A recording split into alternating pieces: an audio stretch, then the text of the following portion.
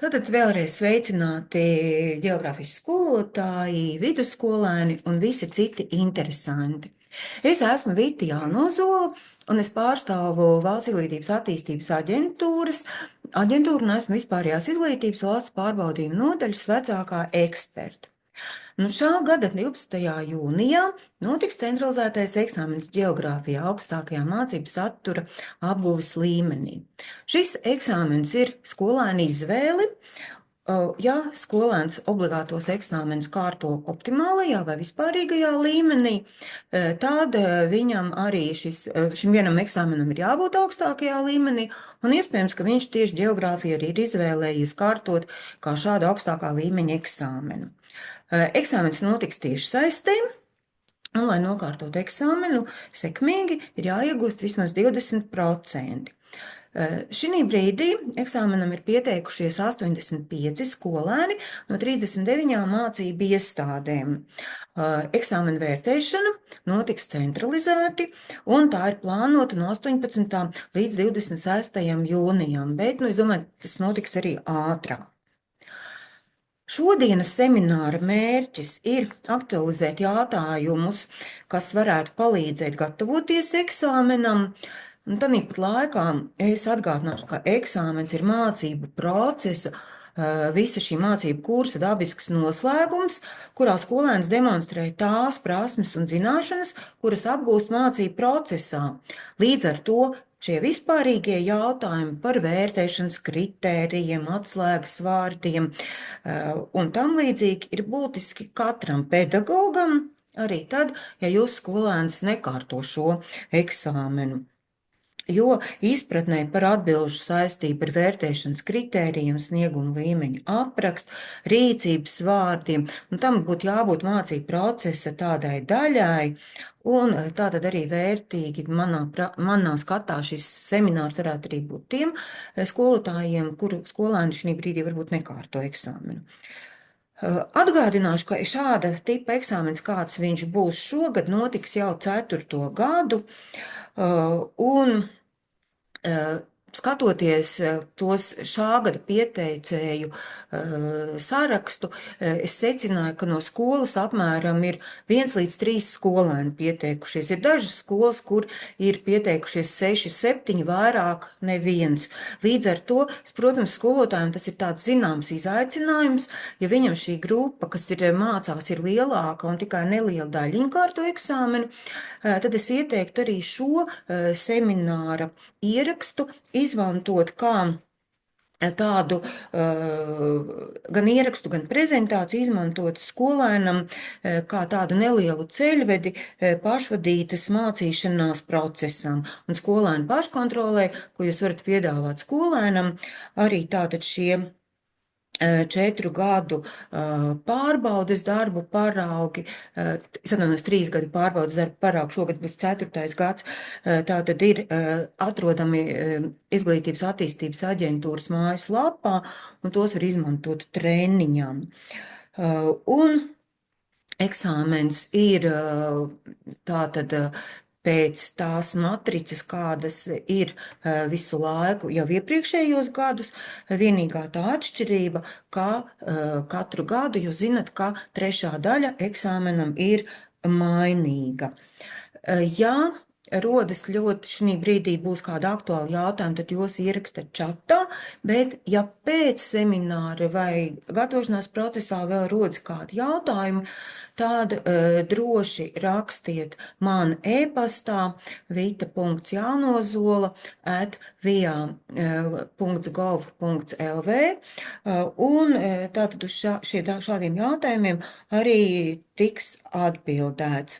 Un šobrīd došu vārdu tātad Ivetei Eglītei Kuldīgas centra vidusskolas geogrāfijas skolotājai, kura detalizētāk stāstīs par to, kā mēs varam gatavoties eksāmenam, kā var palīdzēt skolēnam. Protams, pat cik eksāmena matrica ir līdzīga, kā tādi paraugi vai piemēri, arī būs atsaucis uz pagājušā gada eksāmena uzdevumiem. Un tagad pārējiem.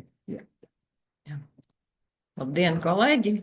Es vispirms gribētu sākt ar laimīgu jauno gadu vēlējumu visiem, un tā kā šis ir zirga gads, tad es gribētu jums visiem vēlēt, lai visi mēs esam zirgā, nevis kā zirgi, un lai mēs esam zirgā ne tikai paši, bet ir arī mūsu skolēni, un tad tas kopējais mūsu rezultāts un gandarījums droši vien būs daudz lielāks.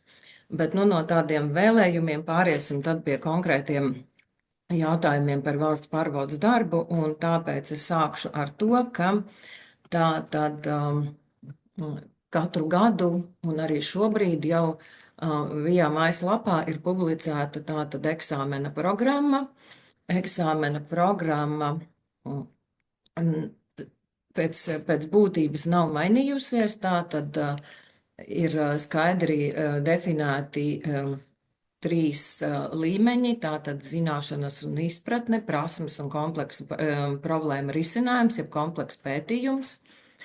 Šeit jūs varat arī tabulā redzēt, tātad, cik lielu procentuālo īpatsvaru veido katrs no šiem te moduļiem konkrētajā eksāmena darbā, protams, paredzot to, ka no plus mīnus var būt 5% nobīde, jo, nu, pilnīgi tā ar kalkulatoru izreikināt precīzi 25, 50 un 25 īsti nav iespējams.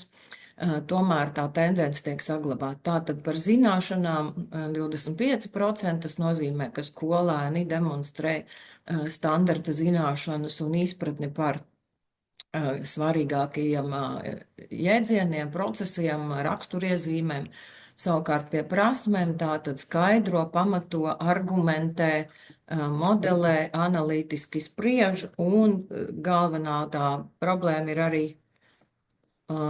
tas, ka tā tad ir darbs par informācijas pratību, bet es nu pat tā tad saņēmu informāciju, kas laida nekustās uz priekšu, un tāpēc piedodiet, mazliet tūlīt mēģināsim tehniski šo te jautājumu atrisināt. Es saprotu, ka varētu būt problēma tātad ar to, ka nevar likt pilnekrāna režīmu. Tā tas varētu izskatīties. Jā, tātad slaidi neiet uz priekšu, tas nozīmē, ka nevar likt pilnekrāna režīmu, bet, nu, darīsim šādi. Tātad... Tā, jautājums tagad ir tāds, ja es uzlieku šādi, tad es saprotu, ka tagad jūs redzat, un es mēģināšu tūlīt arī palikt uz priekšu, ne, viņš nekustās, kaut kas te notiek interesants ar to kustēšanos. Tā, labi, tūlīt 1 minūtīti mēs atrisināsim tehniski šo te jautājumu. Tūlīt.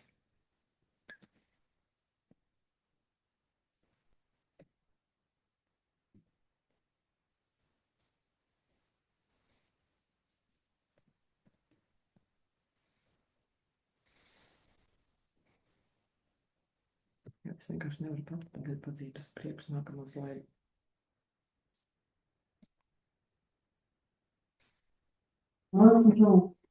Toaletes papīrus un visus mazgāšanas līdzekļus.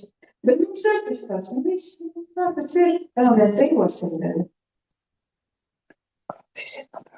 Katrā pagastā, nu es saku tā kā. Klausos vienkārši, vai ne? Es tak negribu klausīties, man nevajag.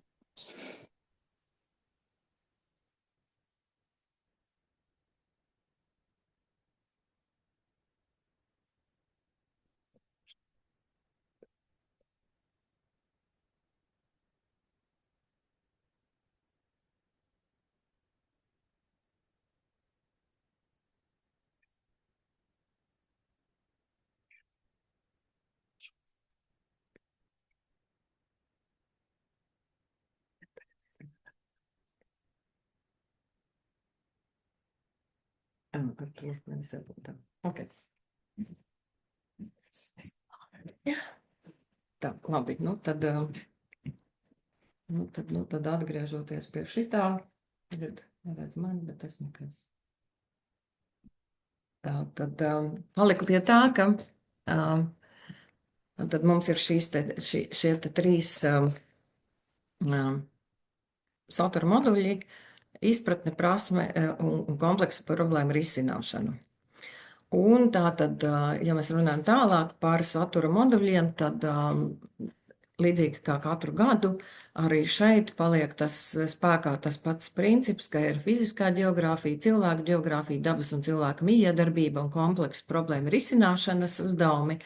Un līdzīgi kā jau es iepriekš teicu, tātad apmēram 25% no kopējā darba satura ir katrs šis te satura modelis, bet tā tad nav pilnīgi precīzi noteikts, ka 25% tikai būs. Tālāk tas, kas attiecas uz pašu šī eksāmena darbu, tātad pirmajā daļā ir 20 testa jautājumi, un tātad šie testa jautājumi ir ar vienu pareizu atbildi, un kopumā tātad atbildot uz testa jautājumiem, skolēns var saņemt 20 punktus. Kas ir būtiski, tātad šo te testu labo nevis darba labotājs, bet tests tiek labots automātiski, tātad ievadot skolēnu atbildes programmatūru izlabo, un nav tā, ka tātad, ja skolēns ir atbildējis nepareizi, tad vērtējums par to netiek samazināts, tātad vērtē tikai to, kas ir pareizi un pozitīvi.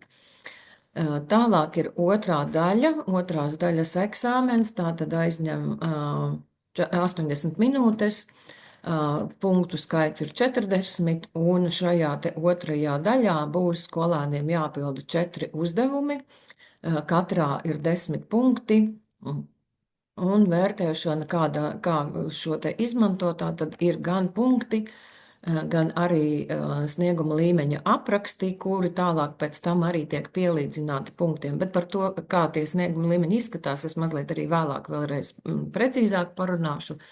Tātad būtībā visas atbildes tiek vērtētas, neatkarīgi no tā, vai tas ir punktos vai pēc snieguma līmeņa, un pielīdzināts galā punktos. Uzdevumi ir dažādas atvērtības pakāpes, tātad gan atvērtāki, gan mazāk atvērti, tātad ir uzdevumi, kuros ir tikai jāieraksta precīzi atbilde, bet ir arī tādi uzdevumi, kur, piemēram, ir skaidrošana, pamatošana, argumentēšana. Un trešā daļa - kompleksā problēmu risināšana, jeb komplekss pētījums, tātad maksimālais punktu skaits, ko skolēni var izpildot visu darbu, saņemt ir 20 punkti, un laiks šim uzdevumam, ja trešajai daļai, būs 100 minūtes.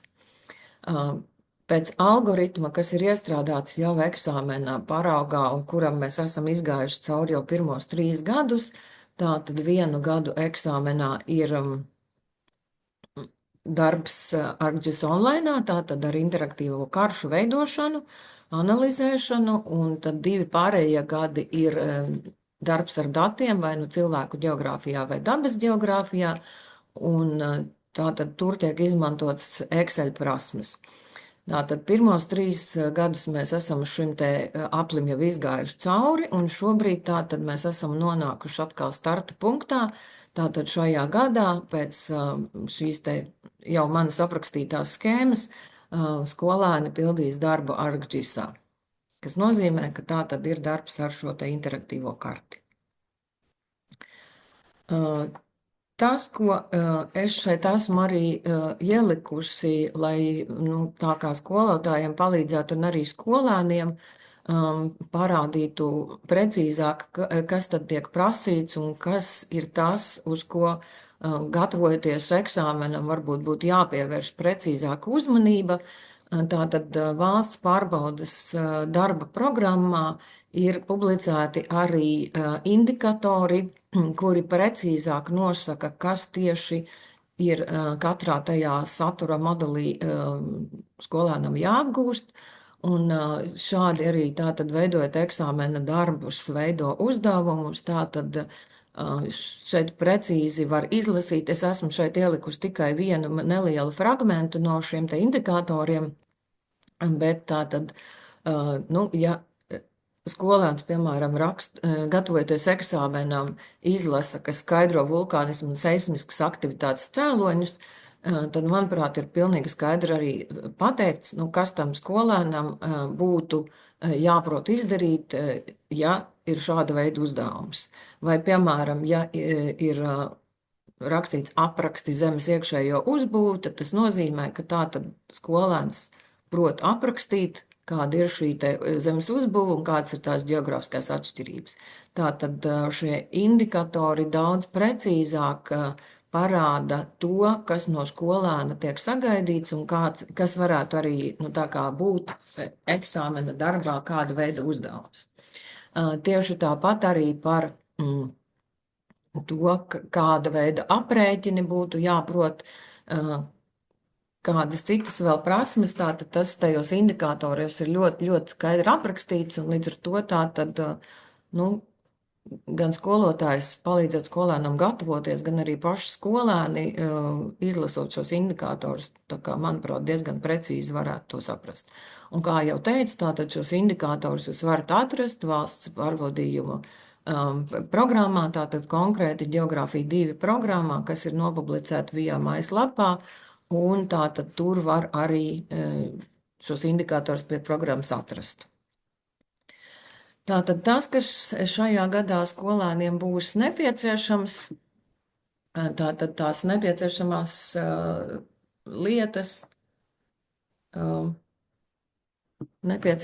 lietas ir par to, ka tātad skolēni eksāmena darbu kārto digitāli. Tas nozīmē, ka katrs skolēns sēž pie datora, kuram ir arī interneta pieslēgums. Tātad skolēniem ir nepieciešams atlants, tradicionāls vai digitāls, un šeit, protams, ir arī tas, ka, nu, ja skolēniem ir iespēja eksāmenā izmantot digitālu atlantu, tad, protams, ka ir jāparedz arī tās iespējas, ka nekādas citas papildus rīkus viņš nevar izmantot. Tas ir tehnisks dabas jautājums, kuru noteikti atbildīgais, ja tas, kurš vadīs šo eksāmenu darbu, arī var izdarīt, tātad tās ir tīri tehniskas lietas, par kurām šobrīd es vairāk neko nekomentēšu.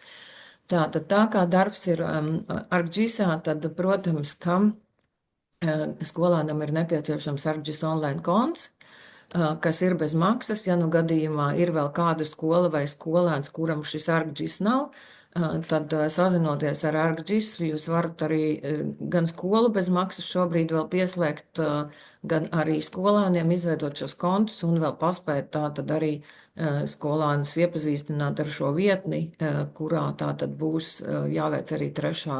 eksāmena daļa. Un aprēķiniem var izmantot kalkulatoru, nav nepieciešams zinātnisks kalkulators, ir vajadzīgs tikai kalkulators ar parastajām funkcijām, kuras ir pieejamas tātad jebkurā no kalkulatoriem. Un šeit es esmu ielikusi arī saitus programmu, ja nu ir tātad nepieciešamība un uzreiz nevarat tā kā atvērt un ieraudzīt, tad saitus programmu šajā te prezentācijā jums arī būs, varēsiet viņu izmantot.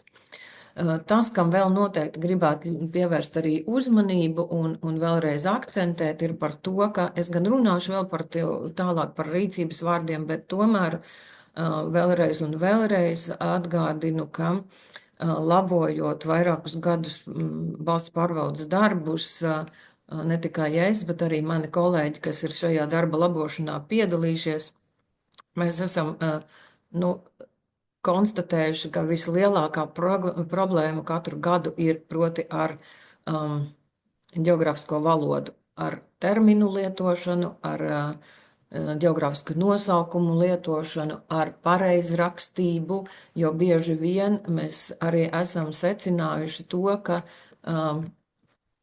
mums ir jāmēģina izdomāt, vai skolēns, piemēram, uzrakstot kādu vārdu, ir domājis, ka tas ir tas vai šis.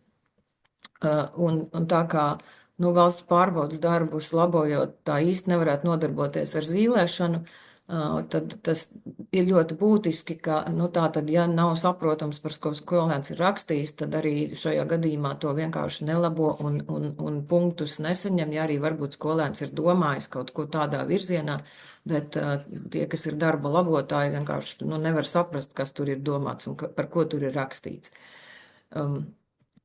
Tad, tā kā jau es teicu, tad īpašu uzmanību es tomēr vēlreiz un vēlreiz aicinu pievērst šiem te saucamajiem rīcības vārdiem. Šeit es esmu ielikusi jums prezentācijā tikai tos pašus biežāk lietotos, tos, kurus geogrāfijā visvairāk mēs lietojam un kuri gada no gada arī atkārtojas eksāmena darbos. Tātad, ko nozīmē tad, ja mēs esam uzrakstījuši uzdevumā aprakstīt, ko nozīmē tad, ja salīdzināt, kas ir secinājums, kas ir skaidrojums. Es šobrīd varbūt īpašu laiku netērēšu, lai lasītu, jūs paši varēsiet ar šo iepazīties. Kā teicu, šeit ir tikai daļa no tiem, kas parādās visbiežāk, bet tātad eksāmenā darba paraugā, kas ir publicēts jau pirms vairāk kā 3 gadiem un ir atrodams tajā sadaļā mape.gov.lv, kur ir šis eksāmena paraugs, tur ir pilns rīcības vārdu skaidrojums, tātad tur var arī atrast ne tikai šos, bet arī citus, ar kuriem varbūt skolēniem nākas saskarties arī ne tikai geogrāfijas eksāmenā, bet arī citos.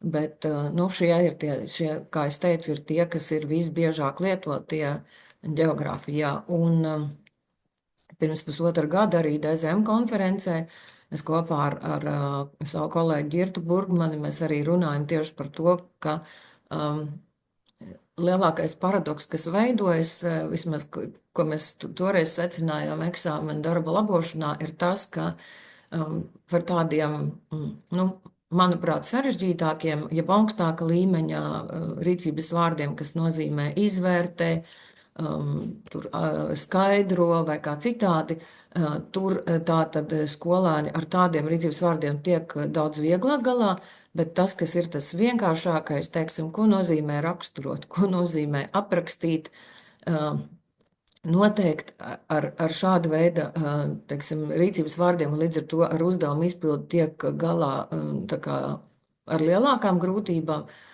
un tāpēc varbūt ikdienas procesā, īpaši geogrāfija 2 kursā, kad mēs vairāk varbūt trenējam tos skolēnus uz kaut kādiem augstākiem sasniegumiem un uz dziļākām izpratnēm, varbūt tomēr nedaudz vajag arī reizēm atgriezties pie tiem vienkāršākajiem vārdiem, jo varbūt gluži vienkārši skolēni, piemēram, no geogrāfija 1 vai no pamatskolas kursa vienkārši šos elementāros vārdus aizmirsuši, un tad viņiem liekas, ka viņi nesaprot, ko tas nozīmē.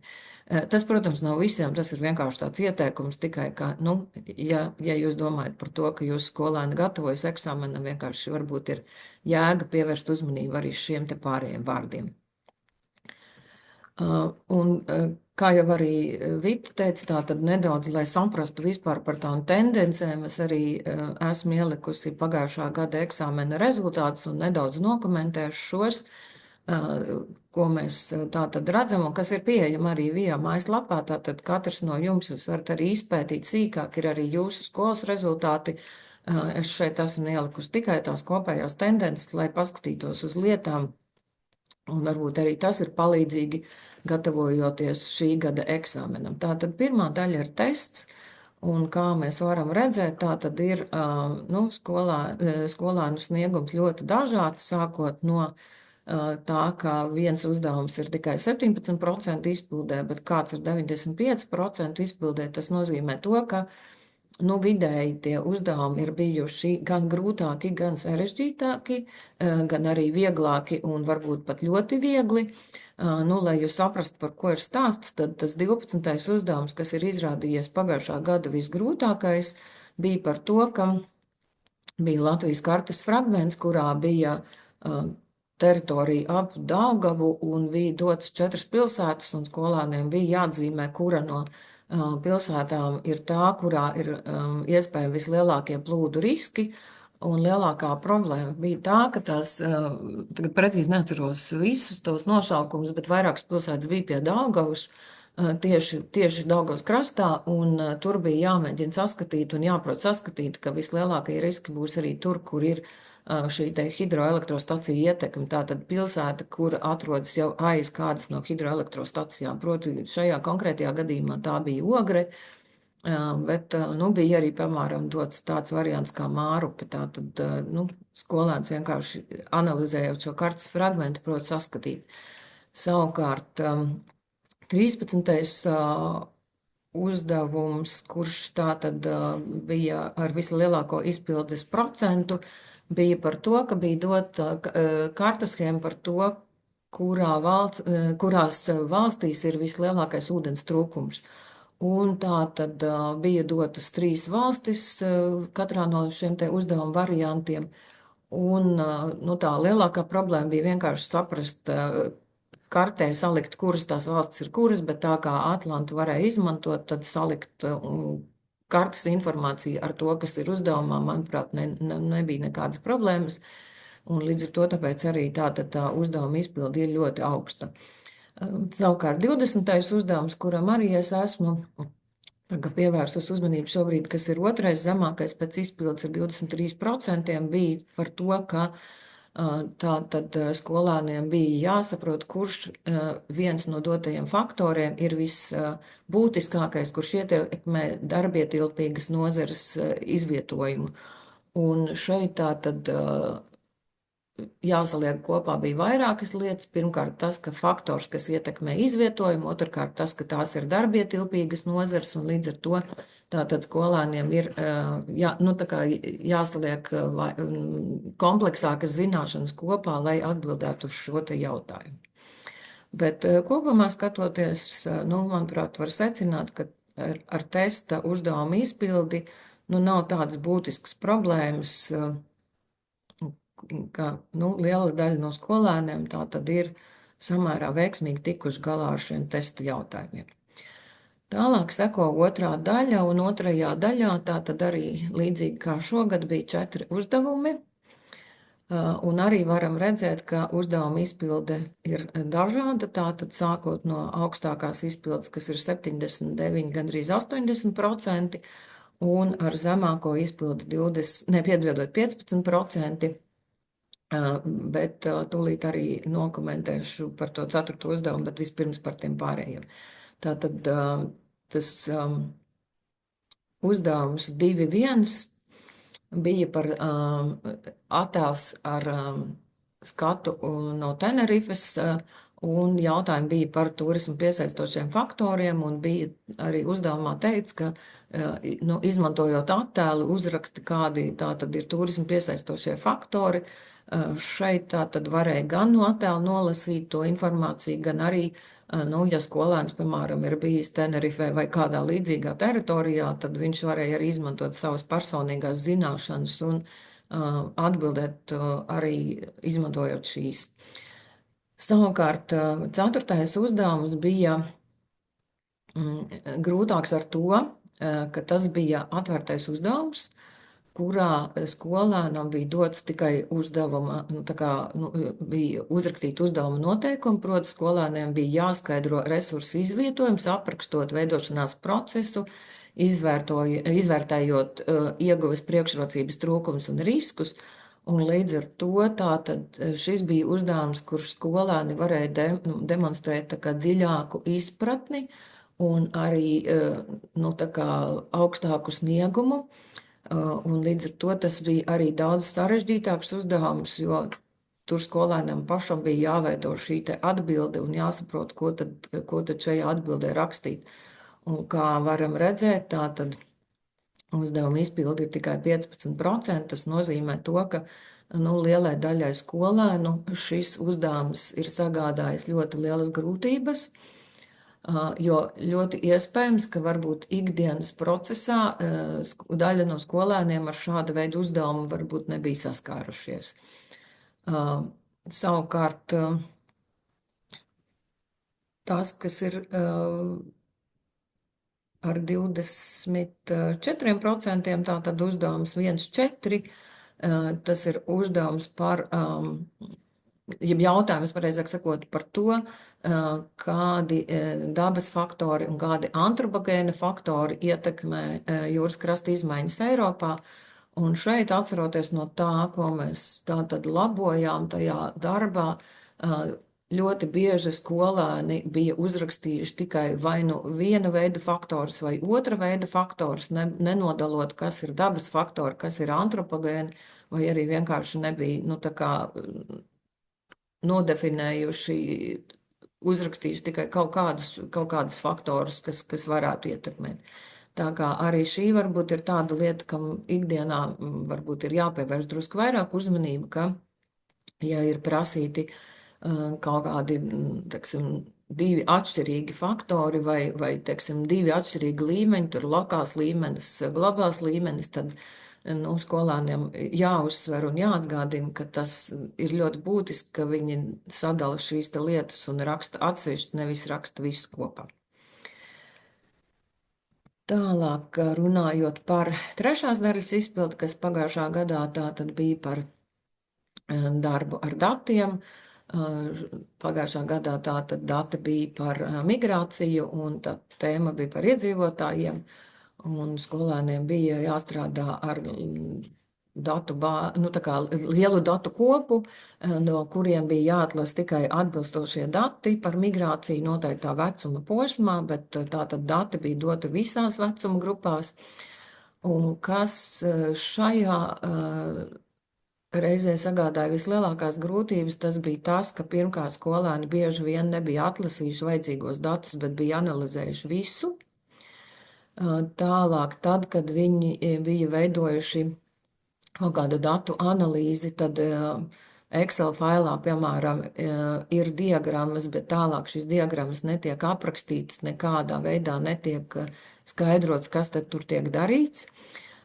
Un vislielākā arī problēma bija par to, ka tātad bija jautājums par to, ka kādi ir datu ierobežojumi, un tad šos datu ierobežojumus skolēni vai nu nebija saskatījuši vai nesaprata, ko tas nozīmē, un līdz ar to tātad principā par tiem ierobežojumiem nekādu aprakstu tā kā īsti nevarēja atrast.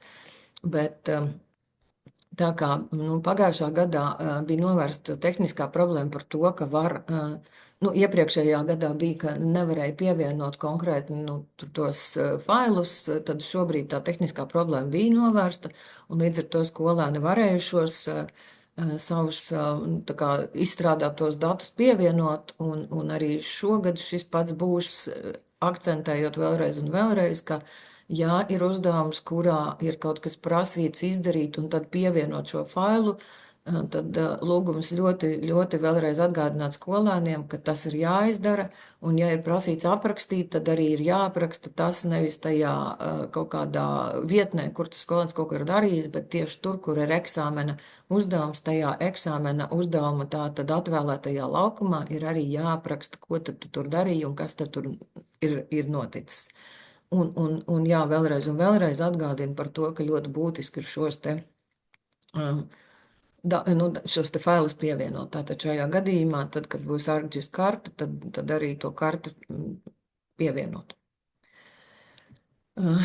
Tātad te mēs redzam kopējo situāciju no pagājušā gada, kas gadu no gada arī atkārtojas, ka tātad tas, kas ir par zināšanām un izpratni, tas ir ar augstāko izpildes procentu, bet tas, kas ir par kompleksiem pētījumiem, tātad ir ar zemāku izpildes procentu. Droši vien, ka,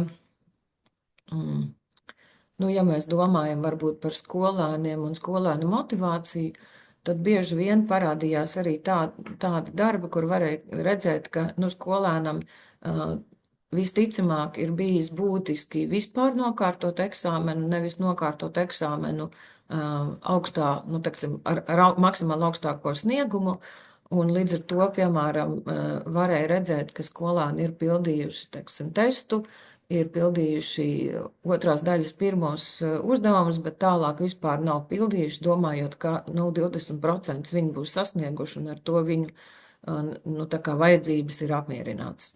Es negribu teikt, ka tā ir visiem, pilnīgi noteikti nē, bet šādu tendenci varēja tomēr novērot, un bieži vien tātad trešā daļa vispār bija tukša un nebija pildīta, un tas nebija vienam skolēnam, tas bija diezgan daudziem skolēniem, kuriem šādi darbi parādījās.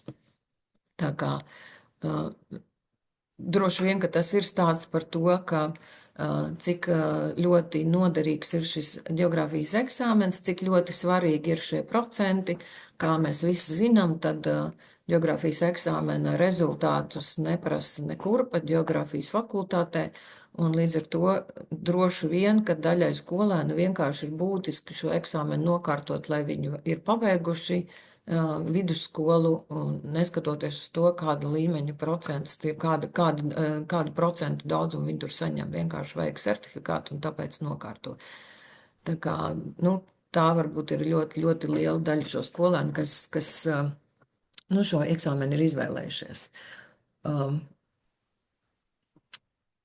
Tad aizejot tālāk uz to kopējo situāciju, kā mēs varam redzēt, tad šie dati jau arī bija jau iepriekš publicēti, ka tātad kopējais eksāmena izpildes procents pagājušā gadā bija 34, un te mēs varam redzēt arī to, ka lielākā skolēnu daļa ir sasniegusi to robežu 35 līdz 39 punkti, ja, tātad, piedodiet, procenti, kas, tātad ir tādā ikdienas līmenī 4 un drusku vairāk kā 4, ja mēs skatāmies pēc atzīmēm.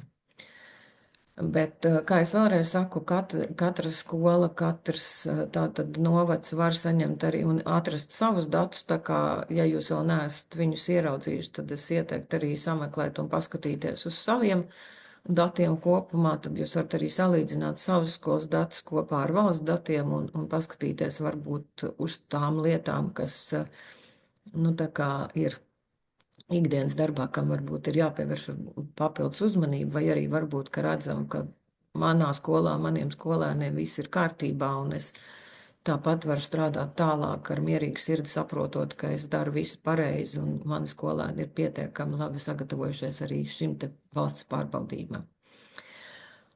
Un tā kā katru gadu ir jautājumi par to, kā tiek eksāmens vērtēts un kas ir tas, kādā veidā tātad skolēni šos punktus saņem. Es esmu atļausies arī ielikt vairākus slaidus par to, kādi ir šie vērtēšanas piemēri. Un kā jau teicu, tātad vērtēšana notiek divējādi, tātad ir punktu vērtēšana un ir snieguma līmeņa vērtēšana. Un šeit ir tātad viens no pagājušā gadā uzdevumiem, tātad par to, ka tātad ir apraksta globālas un lokālas klimata izmaiņas sekas, un par šo uzdevumu skolēni varēja saņemt 2 punktus, tātad 1 punkts, ja bija aprakstītas globālas sekas, un 1 punkts, ja ir aprakstītas lokālas sekas. Tā kā uzdevuma vērtēšanā arī un vispār uzdevuma noteikumos nav noteikts, cik tieši sekām ir jābūt, tad vērtēšanas procesā tika arī ņemts vērā tas, ka sekas nozīmē vismaz 2, bet netika uzskaitīts, ka ir, teiksim, 2, 3 vai 5. Ja bija vairāk kā 1, tad tas arī tika ņemts vērā kā pareiza atbilde, un tāpēc šeit nav konkrēti norādīts, cik tieši sekas bija jāapraksta. Bet, ja ir uzrakstīts konkrēti, tad arī ir jābūt konkrētam skaitam, bet, kā es teicu, šajā gadījumā šāda noteikuma nebija.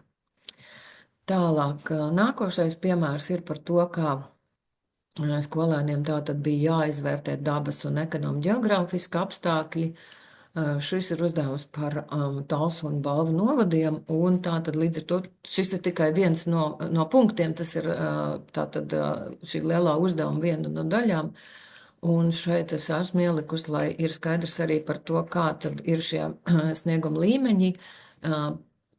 Tad, kad tātad notiek eksāmena standartizācija, tad arī eksāmena darbu labotāji vēlreiz un vēlreiz izejot no tām skolēnu atbildēm jau skatoties, mazliet arī precizē, ko tieši ņemam vai neņemam vērā, konkrētas atbildes uzrakstot, bet tātad kopumā sākotnēji jau ir paredzēti šie 4 līmeņi, kas ir 4 punkti. Un tātad šajā snieguma līmeņa aprakstā arī var redzēt, ar ko tātad 4 punkti atšķirās, piemēram, no tā, ka ir tikai 1 punkts, tātad kādā gadījumā skolēns var saņemt 4 punktus, un kādā gadījumā skolēns saņem 1, 2 vai 3 punktus. Tātad, kas ir tās atšķirības caur šo snieguma līmeni precīzāk redzamas. Ko parasti cenšas nedarīt un kas tā kā eksāmena darbā un vērtēšanā noteikti nedara, tas ir neuzskaita, ka ja tev ir tur 1, 2 vai 3 kaut kādi apstākļi minēti, tad tev ir, teiksim, 4 punkti. Ja tev ir 2 apstākļi minēti, tad ir tur, teiksim, 2 punkti. No šāda veida skaitīšanas mēs tā kā mēģinam izvairīties.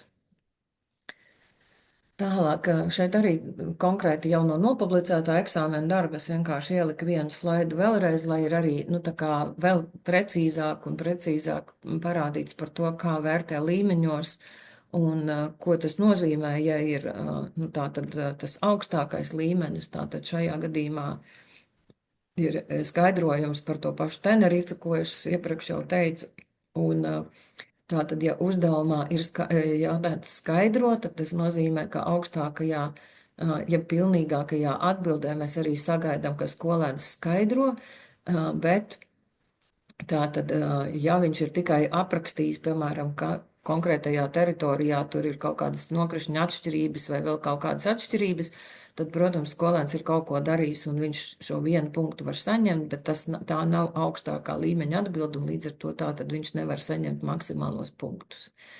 Tieši tāpat arī otrajā piemērā, tātad, ja ir jautājums par secinājumu, tad secinājums ir patiess un tas ir pamatots ar datiem, bet ja ir tikai secinājums, kas it kā ir patiess, bet viņam nav nav pamatojuma, kas ir ar datiem, kas bija pieejami, tad, protams, ka skolēns saņem tikai 1 punktu, nevis 2 punktus. Tātad mēs visu laiku mācam, ka tātad ir, ja mēs secinām un pamatojam, tad mums ir pamatojums ar konkrētiem skaitļiem vai datiem vai kaut kādiem piemēriem. Un tas ir arī ikdienas procesā ļoti būtiski, ka mēs tātad trenējam skolēnus uz šādām te prasmēm. Vēl ļoti būtiski vienmēr ir jautājumi par to, kas ir zinātnisks arguments. Un tātad trešajā daļā, vismaz iepriekšējos visos gados uzdevumā ir bijis arī tas, ka tātad ir jāuzraksta zinātnisks arguments par kaut ko, kas tur tajā pētījumā tika veikts.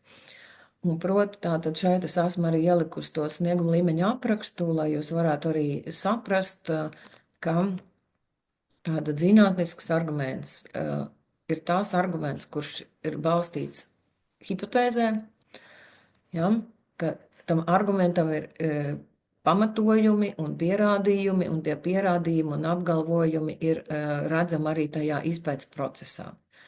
Savukārt, ja ir uzrakstīts tikai kaut kāds arguments, kurš vispār nav saistīts ar situāciju, bet cilvēks ir rakstījis kaut kādu argumentu, ka viņš domā, ka ir tā vai šitā, tad, protams, ka tas nav uzskatāms par zinātnisku argumentu, un šajā gadījumā arī nevar vērtēt to kā pieņemama atbildi, kas ir tā kā saistīta ar šo zinātnisko argumentu. Tātad ļoti, ļoti būtiski ir skatīties un mācīt to skolēnus, ka viņi tiecas visu laiku uz to augstāko, uz to, kas ir maksimālais sniegums, un mēģina visu laiku arī pildot šos uzdevumus un iesniedzot atbildes, tā kā tiekties uz to visaugstāko sniegumu, proti uz to 3. līmeni vai 4. atkarībā no tā, cik tad tie punkti ir un kāds ir tas snieguma līmeņa sadalījums. Un pašās beigās es esmu ielikusi arī vēl vienu tādu slaidu, kurā es gribētu vēlreiz un vēlreiz pievērst jūsu uzmanību uz to, ka ir tie globālie jautājumi, jeb tās globālās tendences, par kurām mēs runājam gadu no gada un kuras parādās gadu no gada, proti, ka liela problēma mums ir ar to, ko nozīmē globāls vai lokāls, kas ir primārs un kas ir sekundārs. Tāpat arī Kā jau es teicu, šie rīcības vārdi skaidro, apraksti, raksturo, pamato, jā, tā tad tie, nu, tā kā gadu no gada atkārtojas, un es vēlreiz un vēlreiz aicinu jūs pievērst uzmanību arī ikdienas mācību procesā, runājot ar skolēniem un dodot uzdevumus šiem te rīcības vārdiem. Tad, kā jau es arī sākumā teicu, un vēlreiz atkārtoju, tā tad ļoti bieži parādās problēmas ar visu veidu terminoloģiju, gan ar jēdzieniem, gan ar ģeogrāfiskiem nosaukumiem, kas bieži vien arī tiek rakstīti nepareizi. Un mēs gan esam arī, nu, vismaz pēdējos gadus labojot eksāmenus, skatījušies, nu, ja tur ir viens burts nepareizi, tad, protams, mēs tā kā neuztveram to par lielu problēmu, bet ja tie vārdi tiek rakstīti vai nosaukumi tiek rakstīti absolūti nepareizi, tad, protams, ka tas ir tas, ko nevar ieskaitīt kā pareizi atbildi. Tad par to kartogrāfisko materiālu es tā kā vēlreiz aicinātu arī pievērst uzmanību, ka īpaši darbā ar Atlantu, kas ir tas, vai arī tad, ja man ir vizuāls materiāls jau uzdevumā, tātad, ko es no tā varu nolasīt, kam man jāpievērš uzmanība, ko es varu tur ieraudzīt, kuras kartas ir tās, kuras visbiežāk ir jāizmanto, tātad tās lietas. Un proti, tātad jau šogad, kā jau es teicu, ja ir ArcGIS, tad kā es strādāju, kā es pievienoju karti, kā es to saglabāju, kādus slāņus es tur varu izmantot. Tātad tas ir tas pamatdarbs, kuru vajadzētu šogad tā īpaši vēlreiz akcentēt skolēniem, lai nav šī situācija, kā bija vienu gadu arī, ka mēs eksāmenu darbu labojam, ka skolēns raksta, vispirms man iemāciet to un tad prasiet, uz ko, nu, tā kā man īsti nebija atbildes, kam tad ir jāiemāc tas, vai tiem, kas to eksāmenu labo, vai kā, bet, nu, tas varbūt tādam drusku humoram, bet tomēr tātad skolēni, nu, tā kā ja viņi nav saskārušies ar šāda veida uzdevumiem un nav apgūši šādas prasmes, tad, protams, ka viņi tās savas dusmas, nu, atļaujās ierakstīt arī tajā eksāmena darbā. Un, kā jau es teicu, tā tad ir indikatori, un arī indikatoros ir redzams, par kādiem aprēķiniem tad mēs runājam ģeogrāfija 2 eksāmenā, un līdz ar to arī es aicinātu pievērst vēlreiz uzmanību tieši šiem aprēķinu veidiem, tātad ko kādā veidā mēs aprēķinam, vai tā tad šie te aprēķini ir kaut kādi ļoti specifiski, teikšu, ka nē, tā tad ir standarta aprēķini, kurus mēs mācamies un lietojam visā ģeogrāfijas kursā. Tā kā tas nav nekas tāds, kas būtu ļoti īpaši specifisks un tikai šajā eksāmena darbā noteikti raksturīgs. Un par zinātnisko argumentu es jau teicu, bet es vēlreiz un vēlreiz atkārtoju, ka tātad tas ir tas, kam būtu tā kā jāpievērš uzmanība, ja? Jā. Nu, tātad varbūt vēl tam, kam no iepriekšējā gada vēl varbūt vajadzētu arī pievērst uzmanību, ka tad, ja mēs tātad strādājam ar Exceli, tad, protams, ka Excelī svarīgi ir, ka nu, skolēns prot izmantot tās pamata aprēķina formulas, kaut gan arī es atceros, ka pagājušajā gadā, tad, kad bija webinārs par ģeogrāfiju 2, tad arī Austris Cābels teica, ka, nu, ja nu nemāk to Excel, var arī ar kalkulatoru rēķināt, kas, protams, ir iespējams, bet, nu, no otras puses, ja mēs tomēr tā kā runājam par ģeogrāfiju 2 eksāmenu, tad droši vien, ka vajadzētu skolēniem apgūt tās pamatlietas. Un jā, vislielākā problēma, protams, ir par šo datu analīzi un interpretāciju, kas arī, nu, tā kā parādās vairākus gadus no vietas, kas parādās kā milzīga problēma visā darbā.